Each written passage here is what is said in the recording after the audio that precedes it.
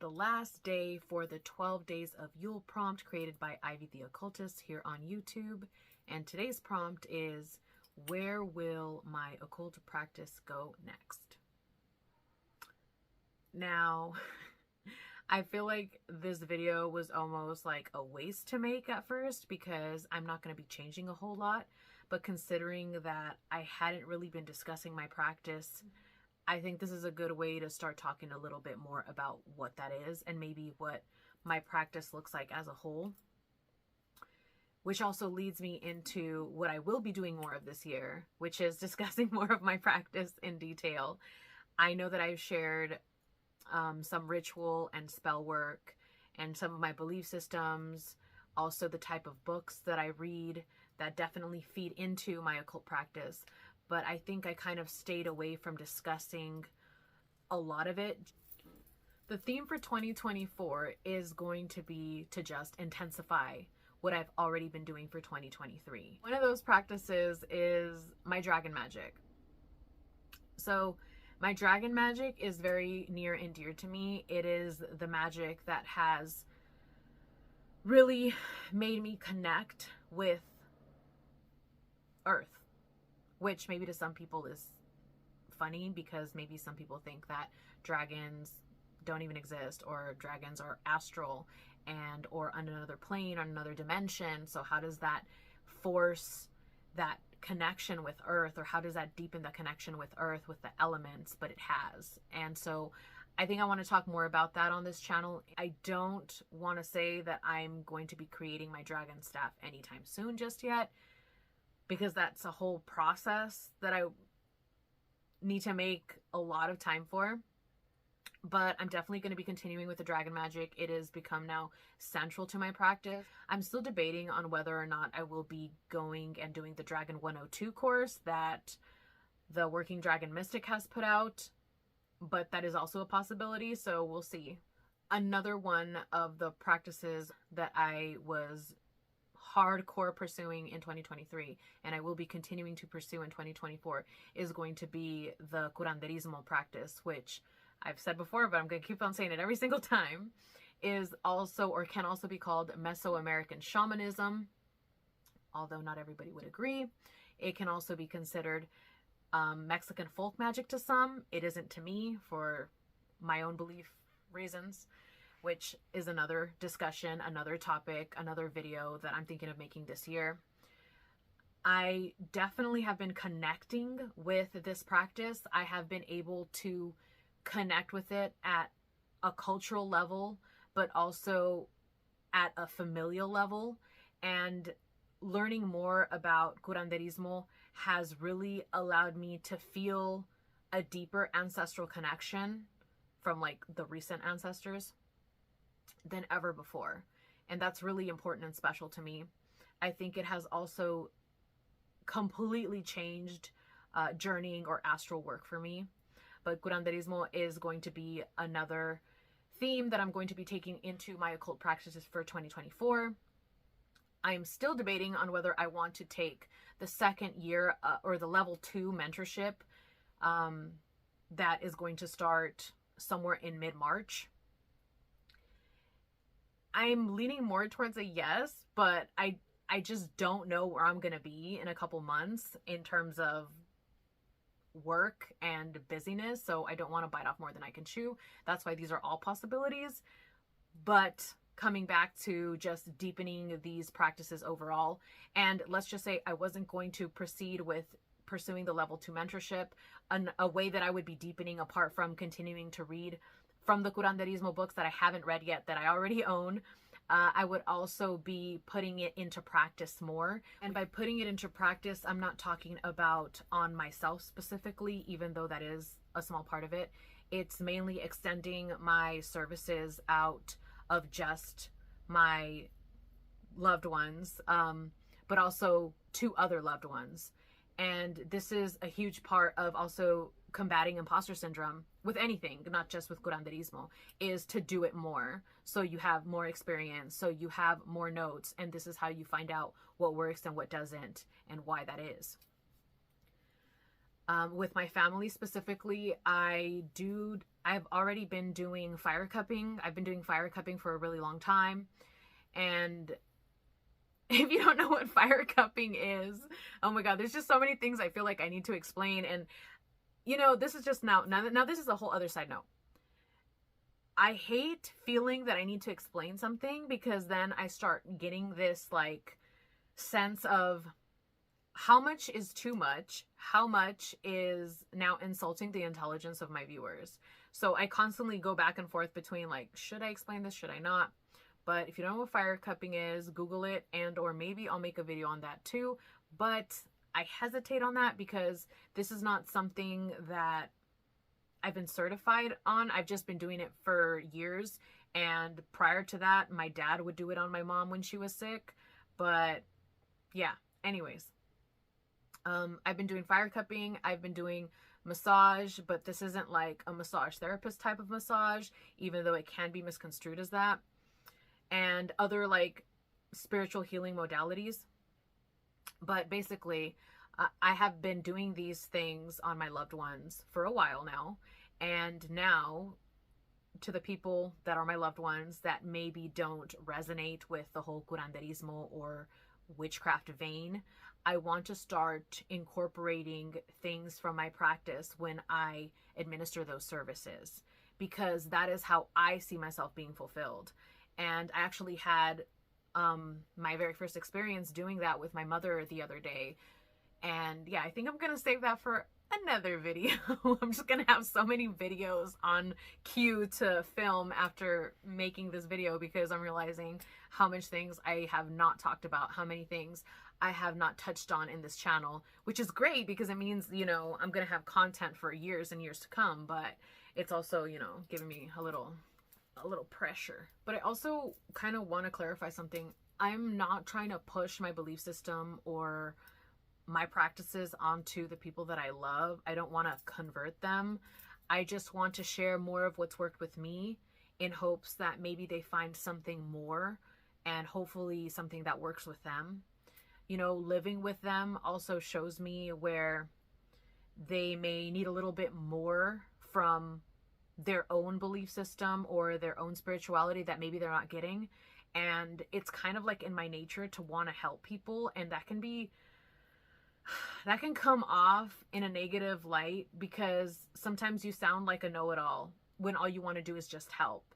Like when somebody presents you with a problem, you're like, have you tried this? Have you tried that? Can you do this? Can you do that? Like, that's coming from a place of love. It's not coming from a place of like, you don't know what you're doing, so move aside and let me show you. You know, like that's not where it's coming from. It's coming from a place of love and care and wanting for that person to also find a way to handle or cope with life, because we're all in this together, you know, and we all affect each other, especially because we live together. But I have been successful at implementing a few things with them. One of them being our yearly pine cone releasing ritual. And now I can say yearly because it's been the second year that we did it. And this year I had them step it up a little bit more. In the first year, I just had them hold the pine cone and think about the things they wanted to release from 2023 and leave in the past. And then we threw it into our fire pit. This year, I had everybody, like about an hour prior to when we were going to do the whole ritual, I had everybody write down and then all the things they wanted to release, and then, you know, fold it up and put it into their own pine cone. And then I had us all step outside to do that. And I'll actually insert a clip of that just because it was so special and it's so cool to be able to start something and then see people that aren't necessarily following the same things that you are spiritually like it, love it, want to be a part of it, and accept it. Because in a way, it also feels like they're accepting me.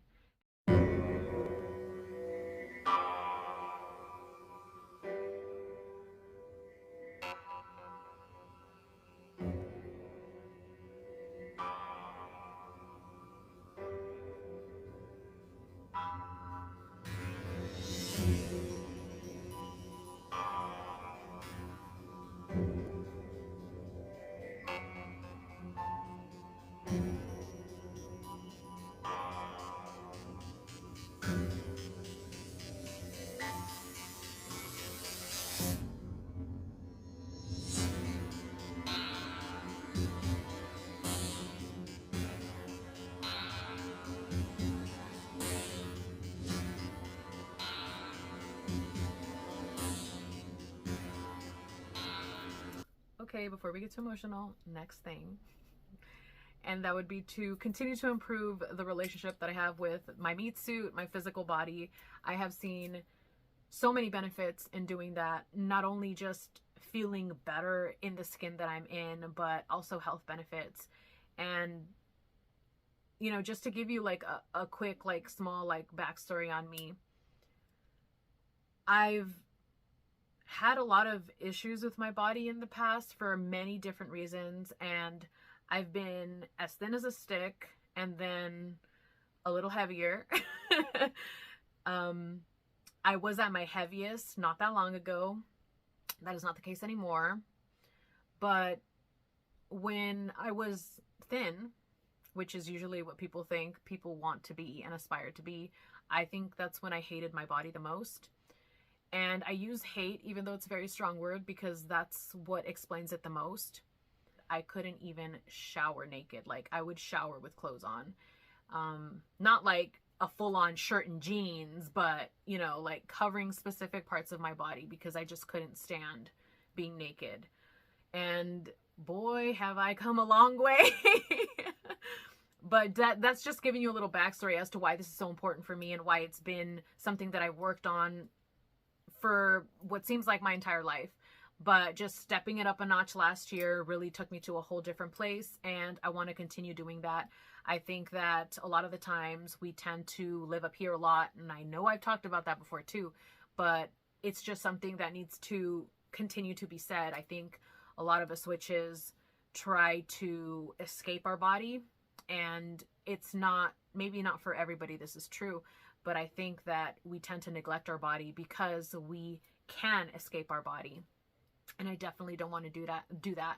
I think that we're on this earthly plane in this time and space for a reason. We're in this meat suit for a reason. It comes with its lessons. It comes with its burdens, but also amazing and beautiful sensations and moments. And I feel like I'm going to run out of transition words, and I'm going to start sounding like Dude, Where's My Car? That scene where they're at the drive-thru and the worker at the fast food restaurant is like, and then. But the next thing that I want to discuss was the relationship I have with plants, specifically medicinal plants, medicinal herbs. It is also heavily tied into curanderismo, because it is a healing modality. It is not just a spiritual, mental type of practice.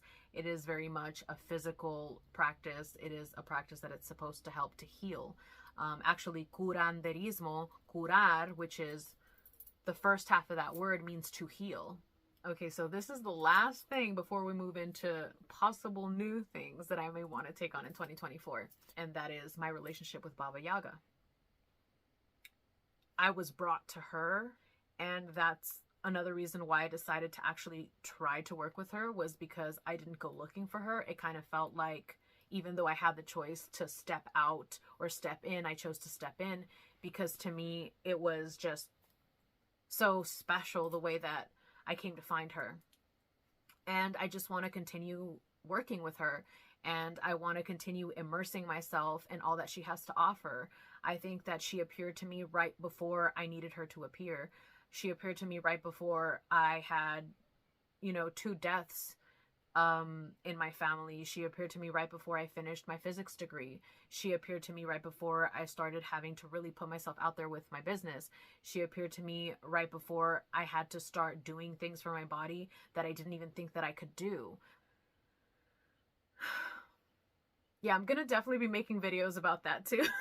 It's just, it's not heavy, but it's just really deep, and I don't think this is the video to do that in. But yeah, so that's the last thing on the list. My laptop. That's the last thing on the list of things that I've been doing in 2023 that I will continue to do in 2024. As for the new things that I'm thinking I may step into or not, there's only 2. And one of them is to possibly do Reiki level 2 and 3. I've already done Reiki level 1.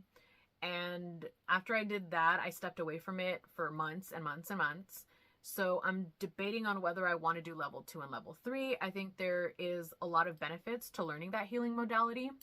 And I also know people who personally use that healing modality.